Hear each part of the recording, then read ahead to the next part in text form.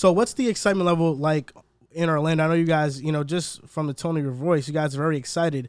But I know that there's a lot of stuff outside of Boncaro that's going on. Franz going into his second season.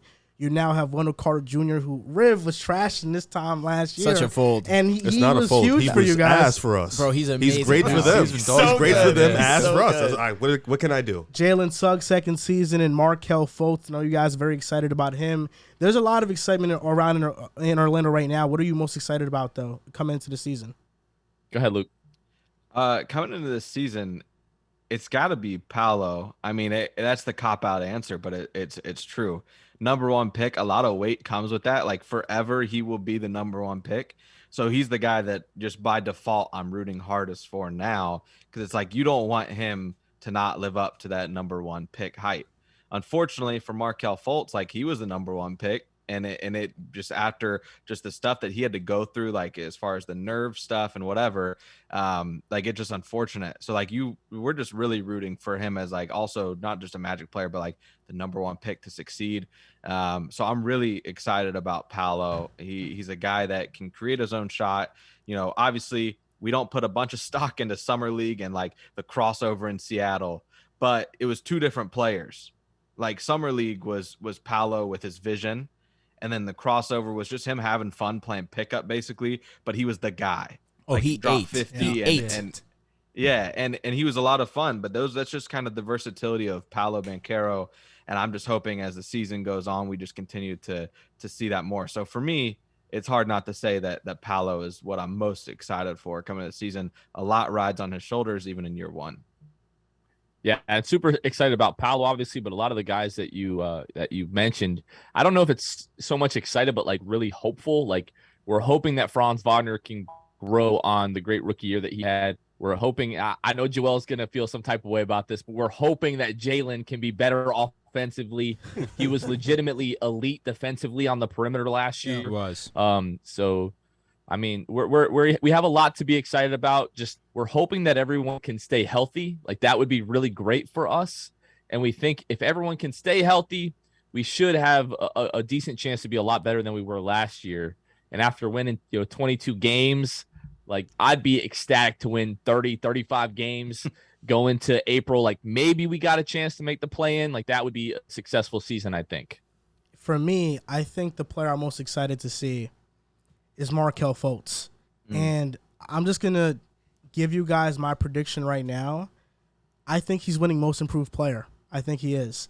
So why didn't you choose a Markelle Fultz top shot? I'm sick of this guy. Just did that last week. I'm sick of this guy. Listen. He's doing this for you. No. There's no way. Tell us what happened. This is why. We did the MIP stuff last week, and I did pick Anthony Edwards. But I wasn't... After we fought over Anthony Edwards. Yeah, look, listen. I wasn't certain about any player. Because in order for Edwards to win an MIP, he has to legitimately average like 26, 27 a game. I don't know if that's that big enough of it. Like, I don't know if he's going to do that. Jaden McDaniels was another player that I thought could maybe do it. Tyrese Halliburton is there. We're looking at a guy in Markelle Fultz. Correct me if I'm wrong, but he averaged like 11 points, 5 assists last season. Around those numbers. Sounds about right. Yeah. Minutes restriction, but yeah, that's what he had. Him playing 30-plus minutes a game, the career he's already had, the player that he showed in his stint in those like 11-ish games in Orlando, he can legitimately average 18 and 9 next year. He's going to start, right? Yeah. We think so. We think he should.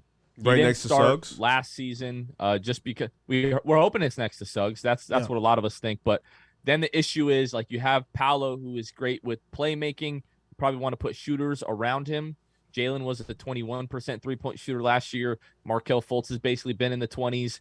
You start both of those guys. If Jalen doesn't take a big leap shooting, then you have Franz and Wendell, guys that are basically like slightly above average three-point shooters. You might want to put Gary Harris or maybe even Cole Anthony in the starting lineup. But me, opening night, I'm starting Markelle, Suggs, Franz, Paolo, and Wendell. But that's why I think Markelle takes that lead, because I don't disagree. He is the player that I see of most players in the NBA outside of like maybe Obi Toppin if he goes to Utah, or like a Cam Reddish if he goes to Utah, that can take a big enough statistical jump to where they're going to be in that conversation. I think Markelle Fultz, if healthy, starting, he's going to average close to like 20 and 10. Like per 36, that's where he was at pretty much. So I have a potential starting lineup for you guys. I want to get your guys' opinion because I personally feel that Cole Anthony would be best suited for you guys as your sixth man.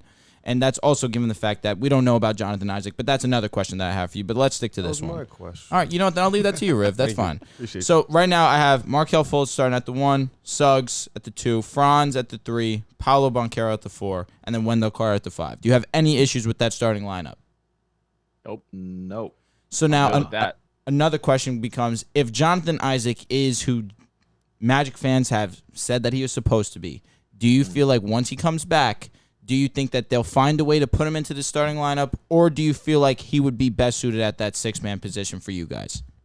Well, I think really it's easy to answer this because of the way they handled Markelle Fultz when he came back last season. Fair. So when Markelle came back, they brought him off the bench. 20 minutes a game, minutes restriction, brought him back really slowly just to see how his body gets reaccustomed to the NBA game. And because of the way they handled that, and you just take Paolo Banchero with the number 1 overall pick, Franz Wagner makes the first rookie team. It makes it a lot easier for the Magic to say, we're going to bring Jonathan Isaac off the bench to start the season and then just kind of see where it goes from there. Now, if he's healthy and is playing 20 minutes per game and we get to Christmas or maybe in the start of the year and he's playing really well and you want to mess with the starting lineup and see kind of what you have there, okay. But I think at least to start the year, he's coming off of the bench. And depending on how he plays, you might see him in some closing lineups down the stretch, just kind of dependent upon the matchup. If the Magic are seriously having a conversation about starting Jonathan Isaac at any point next season, and the team is healthy, it tells me the Magic are a playoff team next year. Like that means everything went well. Like everything is going according to plan. Franz has taken his leap, his second year leap. And Paolo is the guy you think he is. Like if those guys, I just think that that's inevitable that they're going to do their thing next year. So if you're telling me Jonathan Isaac is healthy enough and better, to the point to where he was pre-injury and like bubble Jonathan Isaac, like, man, I think that means the Magic are a playoff team if you're actually having the discussion. All that to say, I still don't know if he actually creeps his way into the lineup. Yeah. If he does, I don't think it's because he's the best, but maybe he is just a better fit that they deem. But like, man, I would be ecstatic if Jonathan Isaac is seriously in that discussion. What do you guys think about Markelle Fultz winning MIP? Do you think that's a crazy take? No, not at all. Like you're talking to the Magic guy. You're talking to the Magic guy. Better question. If you're asking for bias, I mean, yes, we will give that to you. But we had his name is Stephen Kagan on Twitter. He goes by NBA_university. So shout out our guy Stephen Kagan.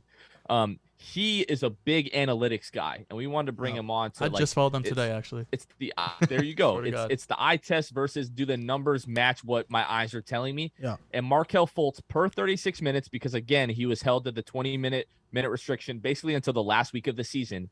Per 36, he was second in the NBA in high quality assist percentage. So that's layups, open threes, plays that end up in free throws. Markelle Fultz was second in the league. Hey, Jonathan. Here we go. What's up, Rev? Did you just steal a tweet that I commented on and you commented under me on? No, he was on our show. Oh, okay. That pulls rank. Because I remember you doing that one time. I commented and I was like, "Oh, Markelle Fultz is up here. That's dope." And you was just one of you did it. One of you commented under and was like, "Yeah, he's a dog." And I thought you stole that same tweet and just said it, but you did it. No. Hey, let's not get into arguments about people stealing content. Y'all have been through that. I don't want to get into that again. John, it's always pick a side over here. But Jonathan, I got a question, and you can answer this too, Luke. Between Markelle Fultz and Wendell Carter Jr., who would you think would win MIP? Like, who's more likely to win it? Hey, Wendell is Luke's guy. I'll let Luke take it. Listen, affectionately known as Win Daddy, and he's nasty, man. Like he is someone that definitely became like one of my favorite players to watch for the Magic last year. So I personally, I would love for either of them to be in the conversation, but just from a minute standpoint, Markelle being on a minute restriction at 20 minutes a game, he's going to take the biggest leap.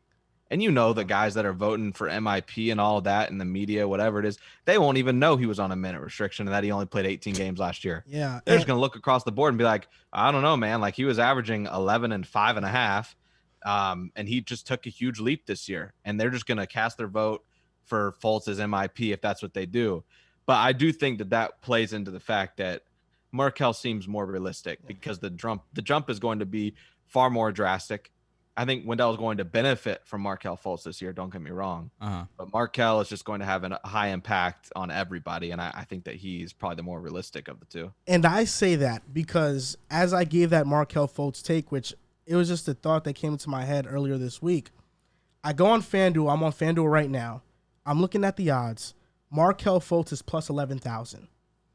So you bet $10, you get 1,100. You bet 100, you get 11,000. Players that are over him right now in terms of the odds: Max Strus, Dorian Finney-Smith, Jamal Murray, Emmanuel Quickly, Tyler Hero, Gary Payne II, Gary Payne's Deshaun Highland. 50 points in the playoffs a couple years Wait, ago. who was the first name? Did you say? John Moran Max did just win Strus. most Max improved. Strus? So Yes. He's I 30. I feel like Is Jamal going to make that Yeah, kind of nah, leap? I don't think so. There are about 30 names over Max Markelle. Strus. And to me, I'm struggling. I'm really Max struggling. Strus. I'm really struggling to that's fair. grasp how there's 30 names over Markelle, especially like Max Strus. Yeah. How does he have the same? He's going odds to as be the Markelle? same guy in the same role for 82 more games. That's exactly what's going to I'm happen. actually thinking about dropping 100 on this bet. 100? Hey, I might drop 100. Win me, what was it, 11,000? Yeah, $11,000. Hey, Jonathan and Luke, Yes, sir. you guys ever see that meme when they got the mask over and behind the mask it's like somebody They're like crying? Yeah. Yes. That's you. That's me every time you talk about Wendell Carter Jr. But that's literally me every time.